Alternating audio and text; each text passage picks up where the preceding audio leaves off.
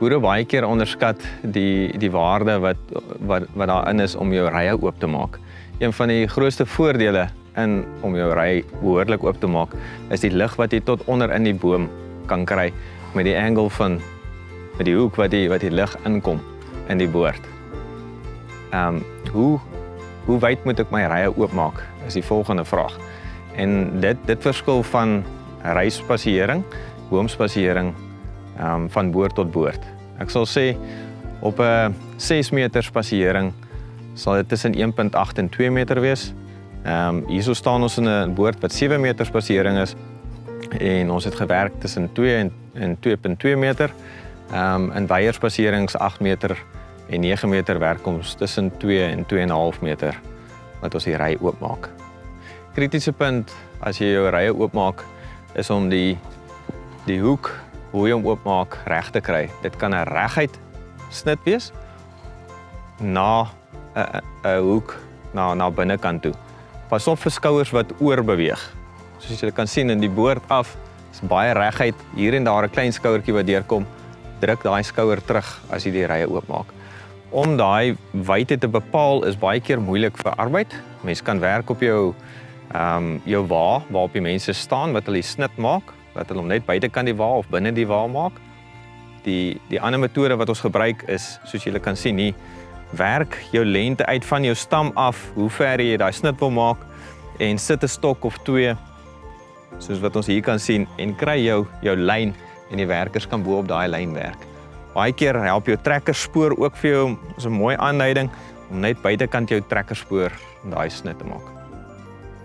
Die tipe snit wat mens maak om 'n ry oop te maak, wil jy hom graag uitelik na 'n sy-tak toe terugsny. Mens verkies nie om stompies te los nie. Dit maak baie hergroei na die tyd, wat mens weer moet kom beheer. Staan op die lyn wat jy wil sny, gaan op jou binnekantse skouer en maak die snit op die eerste sy-tak wat jy kan kry. When we talk about pruning, one of the aspects that we're missing is removing trees. Is it necessary? Can we continue just prune at a higher density spacing or not? My personal experience is when we talk about 3 meter spacing, plant spacing and narrower, I struggle to actually maintain bearing wood inside the canopy when the trees get past 12 years, 14 years, going older. In this specific orchard, it was planted 2004. We removed the second tree about 8 years ago, and the yield have just increased, and it's quite a good yield that we're getting here, tons per hectare, and that we only got because of enough sunlight coming into the canopy and there's enough bearing wood. So you could see on this was 7 by 3, there's a stump, and the tree actually moved into this space already and covering the space. But where it actually now, we've got growth here, we'll go to an orchard where we haven't removed the trees, and you'll see there's dead wood, there's not enough leaf. You can see there's leaf right into the middle of the canopy, right to the stem. That's what you want. You look at your stem, you look at or there's any leaf close by. If there's no leaf, we know it's too dense.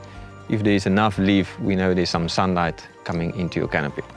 So we can consider removing trees at year 8 to 12, determine on your spacing, and rather do it earlier than too late. When you do it too late, there's no more branches that will form these side branches. It's already dead.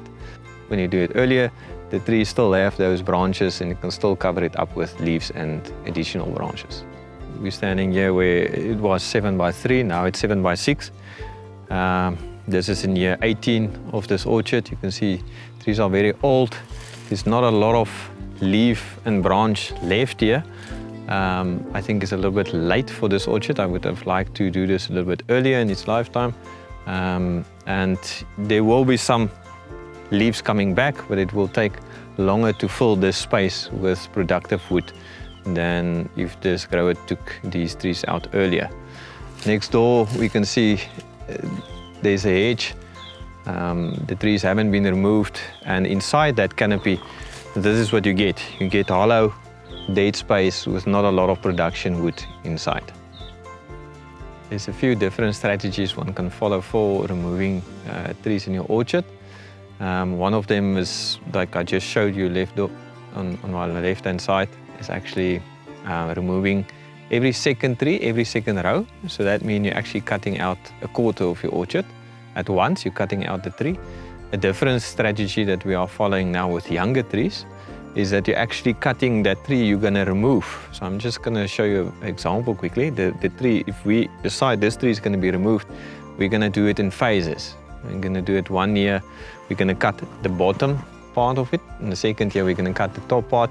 In year 3 or year 4, you're actually removing the whole tree. So you could do it in phases and allow that other tree to actually grow into the space and fill that with sunlight. So when I say we cut it, we actually go to the main stem and we actually cut half a meter away. Everything that's outside that perimeter, you're actually cutting off. So for instance, standing here, here's the main stem. I'll cut these branches that's growing into your tree next door. Those branches you cut off, and the one on the other side, and that will allow a lot of sunlight into this corridor and that tree to actually fill the space up to 2.5 meters. The year after that, I'll go higher and I'll cut, and like I say, then year 3 or 4, we're actually removing the whole tree.